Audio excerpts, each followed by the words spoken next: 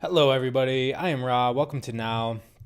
We're going to get into talking about our critical self or our negative mind or the judger, whatever you want to call this part of ourself that's analyzing, critiquing, and sometimes nagging us, right? And this part of us we might have a negative relationship with. However, all parts of ourself serve a purpose, and to open the channel, to open the flow, we are going to develop a relationship with this critical part of ourself. And we're going to do that with a simple writing drill. And we're going to ask ourselves one, two, three, four, maybe five questions. I cannot remember what's up in here, but we're going to be writing down 4 or 5 questions. Of course, many of you will just forego the writing part, which is fine. You can just kind of think about it, hit pause on the video. So the number one thing we're going to do is we're going to, number one, think about a time when we were critical, when we were self-critical, when there was that part of us that may have blamed ourselves for an event, or that part of us that didn't allow ourselves to fully experience something, or we said no to something. Think of a time where we had that inner critic in full effect. Next, what we want to do is write down the ways that this critical part of ourself were being critical.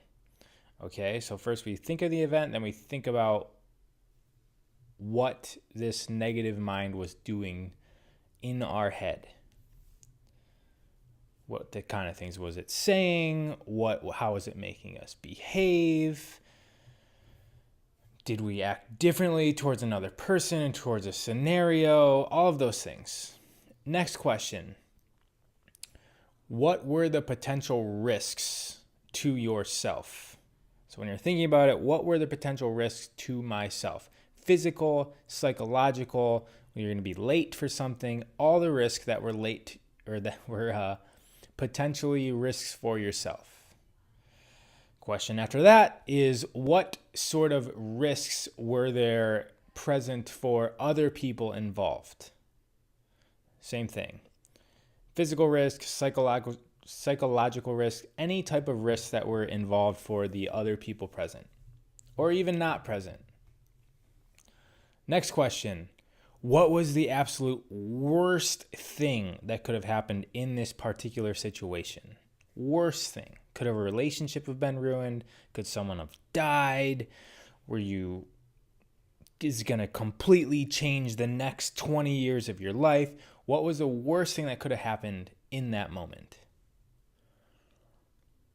Okay, now what we want to do is take those answers and then determine if the critical part of ourself, the negative mind aspect of ourself, which is a yogic way of looking at this. There's a negative mind and the positive mind that's just like, yes, do it, do it, do it. And the negative mind's like, whoa, you might get hit by a car. Calm down, slow down, don't do it. Check out your risks and then analyze compared to what the critical negative mind was telling you, that voice in your head, and assess, was the critical part of me keeping me safe from these risks, from these potential risks, whether they were made up or not. Now, after that, we are going to then thank our critical mind. So there's going to be some spectrum, right? Maybe your critical mind was way off, right? And maybe they had a valid point. Maybe it had a valid point, or they had a valid point. Right? But either way, we're going to thank and even give ourselves an inner hug to this part of ourselves. Thank you for trying to keep me safe, or potentially thank it for actually keeping you safe from all of these risks that were present. You're making buddies with your critical mind.